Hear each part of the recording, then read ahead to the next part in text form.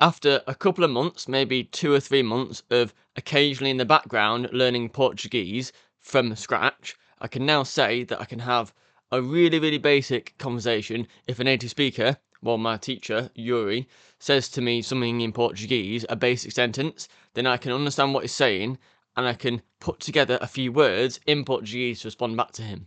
They're not grammatically perfect and they're not even in the right tense quite often, but I can say that to him, and he's like, "Okay, okay, yeah, I understand you there." So that is progress to me so far. That's progress because that's what I'm aiming for essentially to be grammatically imperfect. Well, imperfect in every sense, but still be able to communicate to some extent in Portuguese. If this is your first time watching this video on this channel, welcome. I'm James. I'm native in English. Puedo hablar español e anche posso parlare italiano. I help people reach a conversational level in a different language. In this vlog today, you'll see that I've made some progress with my Portuguese. I generally have a mix between one-to-one Portuguese lessons with a native teacher. That native teacher is I've found on Preply and is called Yuri, and he's from Portugal. So I'm learning the European Portuguese for now. In the future, I might branch out to more Brazilian, but for now, I thought start with one place and hammer on that. But yeah, it's been going well so far. I share in this sort of series of vlogs, I sort of document my journey as a sort of a vlog setup, I guess. But the idea is to make it completely raw, as minimally edited as possible, so you can see my mistakes and everything. I want to share my struggles, not just successes, basically, and that's the point of this. And I don't think there's that much content on YouTube that does that. However, the main point for this is this week you'll see that I'm able to understand more Portuguese, spoken Portuguese, because Yuri, as of my last lesson, has started to talk more Portuguese and say things like, "What did you have for lunch?" or "What are you doing this weekend?" or "What did you do yesterday?" and that sort of thing. I struggle with coming up with the words, the vocabulary, such as food items, to say back to him, but I can use a bit of Spanish, my knowledge of Spanish, to sort of guess what the word could be. If I fail if I can't think of the right word in Portuguese, I just use a Spanish word and put what I think the Portuguese accent would be for that. So yeah, because they're both very similar. So yeah, that's my fallback option. But yeah, enough said. I will take you straight through to my latest lesson with Yuri. I've not done many lessons these past couple of weeks because I've been focused on Italian instead. But yeah, with that said, let's get to it. This classic question that I ask to a lot of my students, and I ask you, Yeah. James, o que foi o teu almoço? Can you tell me? Okay, for outra vez. Ok. O que foi o teu almoço? Oh, what did you do? Something almoço. Oh, what did you do for no, pequeno almoço is breakfast, so almoço might be Yes, lunch. Lunch. yes, yes, yes. So, o que é que foi o teu almoço? Okay, what did I do? Foi, because foi is like, is it foi? Do, isn't it? I mean, it's not do it. I'm just asking what it was. Oh, how did it go? How did it go? No, Foi. no, no, no, no. What was it? Okay. Okay. Ah. Uh. Okay. So I want to say. What you had? I. What you had? Let's say like Yeah. this. What you had? But comer. What's to eat? Yes. What did you eat for Okay. lunch? Um. Okay. So food. I'm not very good at food items. This is difficult. Okay. I'm easy to. It's easy to listen to and work out. Oh, that's eggs or whatever. But I'll try. Carne. Carne. Um. Com como po or yeah. I'm saying the wrong tense here, but como un poco de carne. Eh, gus, gusto muito. Então comeste carne com um pouco de carne? Ah, no, carne, solo Ah, carne. só comeste carne? Ok, Exatamente. ok, Sim, ok, ok. sim. Então tu és carnívoro? Sim, então, veramente, sim. Então, veramente, eu sou carnívoro. És carnívoro, ok, ok. Ok. E como está a correr o novo trabalho? Ah, está muito bem. Obrigado, obrigado Ok, por perguntar. ok, Sim, eu gosto trabalhar ok. espero que vá bem, vá bem, Que corra bem, que corra bem. que corra bem na, Uhum. na, eh, no, para futuro, para futuro. Ok, ok, boa, boa, para o futuro, boa, boa, boa, boa. Então, e como foi a tua primeira semana no trabalho? Ancora è primera semana ancora, Ah, e ok, ok. seconda feira, quarta-feira, e quarta-feira, hoje, Uhum. quarta-feira, Hoje? Sim, yes, yes. Go on, go on. quarta-feira hoje, então, ancora tenho eh, dois dia, dias. Dias de folga? Sim. Eh, Oh, sim, ok, sim, sim, sim, ok, sim. ok. Então, então vais poder ir ao pub. Ah, después, el, what, cinco, quinta-feira, quinta-feira, Aham, because now is the fourth, no, fifth, sixth. Oh, sexta-feira, aham, Friday, is that right? aham. Sexta-feira, Sim, sexta-feira, sim. sim.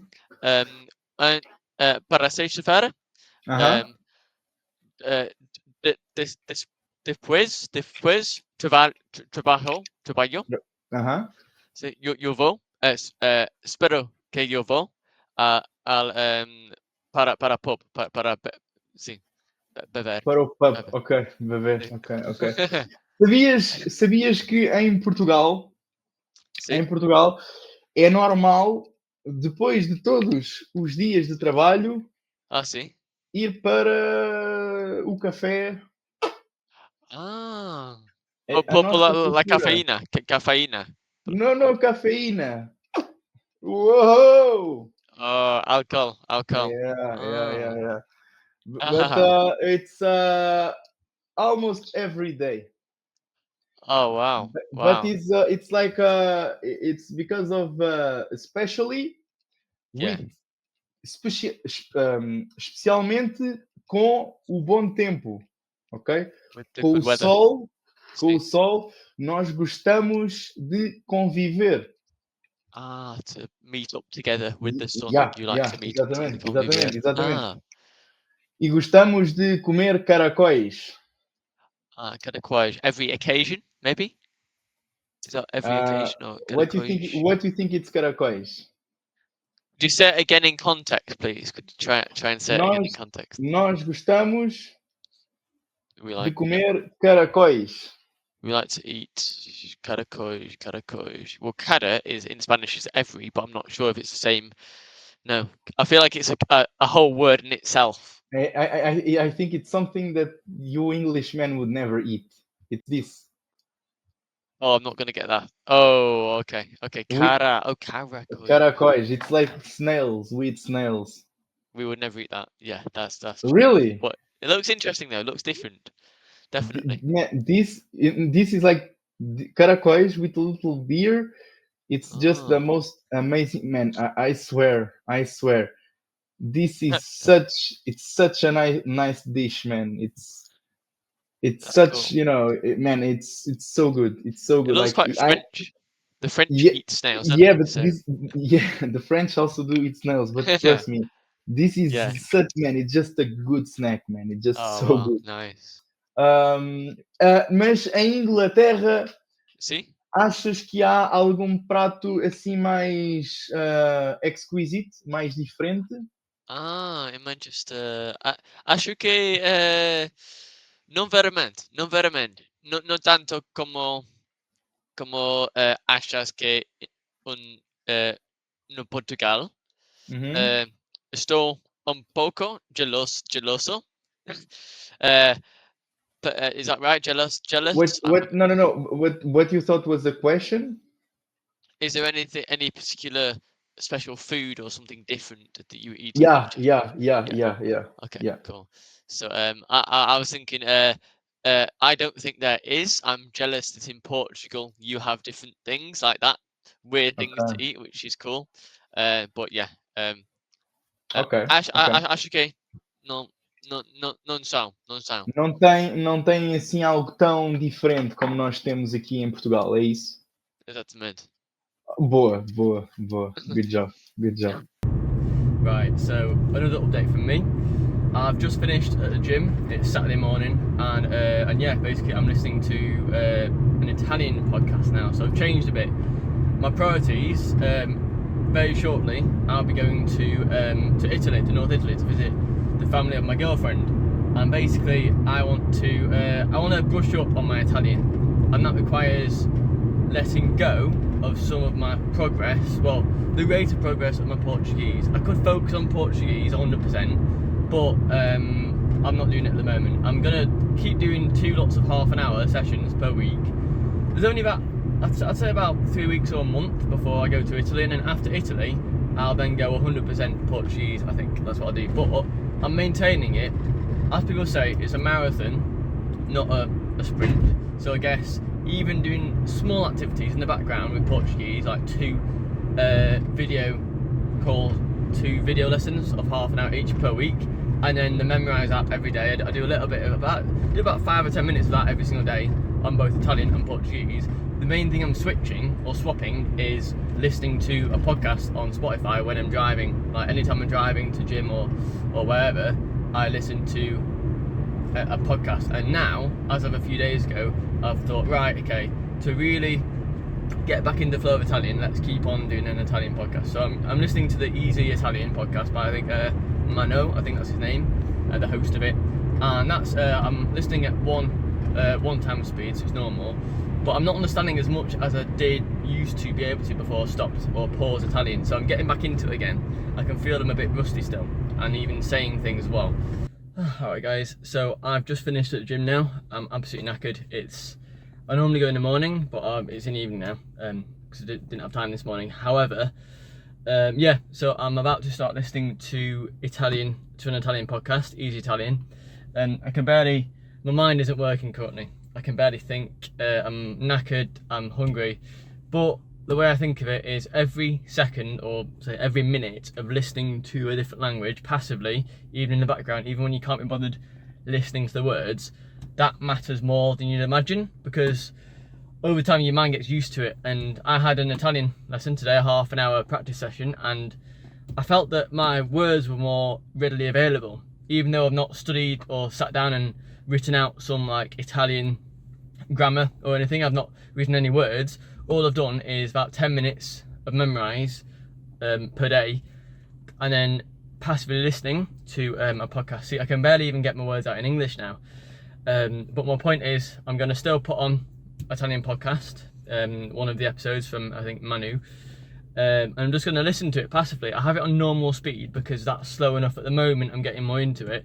But I hear words like oppure and random like Italian words. I'm like, oh yeah, I know what that means. Oh, I know what that means, sort of thing. But I'm thinking to myself, everyone's on autopilot when you tend to like commute to the gym or to work. You're on autopilot. You just sort of on autopilot, as in like you're daydreaming a little bit while driving or while doing something that doesn't take a lot of effort.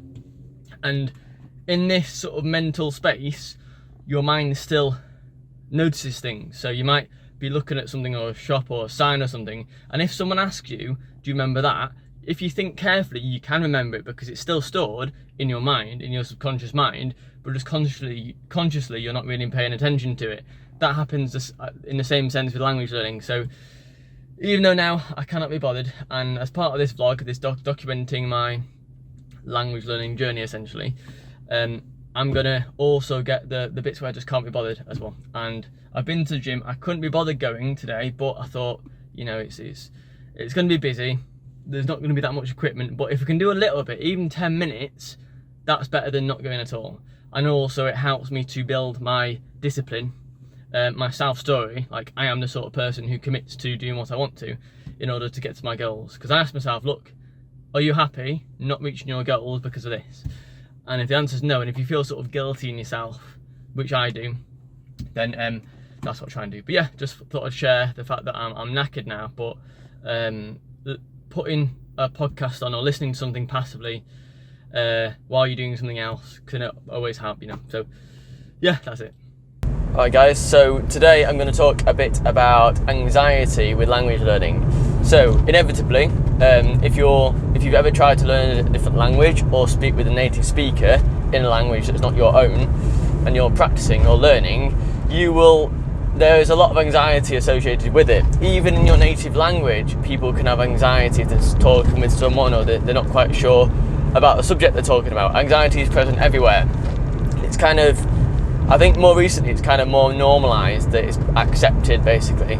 But in terms of language learning, I want to highlight that my experience has been like, I sort of ignore the anxiety that I get, but it's in a sense like you get the same at the gym when you've got adrenaline going through you. You know that part of it includes an element of like anxiety or feeling like tension in your chest or whatever.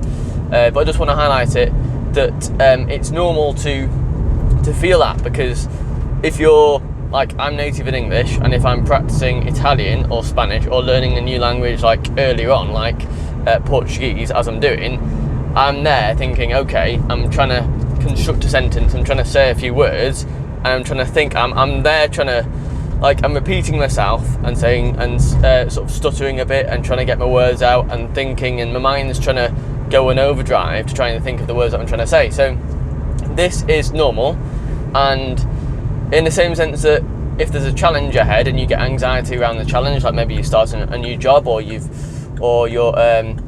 training in the gym and you're trying to really push for something new, or you're pushing yourself out of your comfort zone, which is very much the case with language learning, then it's part of the journey. So the advice I would give is understand that you will get anxiety when you're learning a different language, or stress, but that's the benefit of doing little and often. Because if it's half an hour, like practice sessions or something, speaking with a native, rather than like an hour or 2 hours in a go, it's a lot less stress on your body and you can relax a bit more from it. And also, if you've been doing a day's work and then you come back and your time for language learning is in the evening, then you know you might have had a stressful day at work. The last thing you want is to be stressed when you're learning a language, when you're practicing a different language, especially with a native speaker. So you can do things, you can do actions to reduce the amount of anxiety that you experience, or reduce the amount of time of the anxiety that you're experiencing it for, like half an hour instead of 1 hour, and just a couple of times per week. But yeah, that many people they avoid having these chats with a native speaker, or avoid practicing it because of the feeling of anxiety they get. Obviously, if it gets to a certain point of anxiety where you literally, like, you feel sick or you feel really bad, it affects your health, then that's a different situation. But I'm talking about when you feel a little bit of anxiety, you can do it, but you think it's a bit, a bit dodgy. But I accept that that's part of it. It's hard to accept it if you're not used to learning a different language. Like, I can say now, oh yeah, I can, just push past it, but I can't understand how you feel. So I guess it depends how you feel, but you will get anxiety to some extent when you're having a chat with a native speaker, in the same sense that you might do if you're having a chat with someone in your native language. You might have a bit of stress or a bit of anxiety, but that helps. A little bit helps because it keeps you awake, it keeps your mind active, and it helps you to think of things. But yeah, just assess it and accept that it's part of the journey.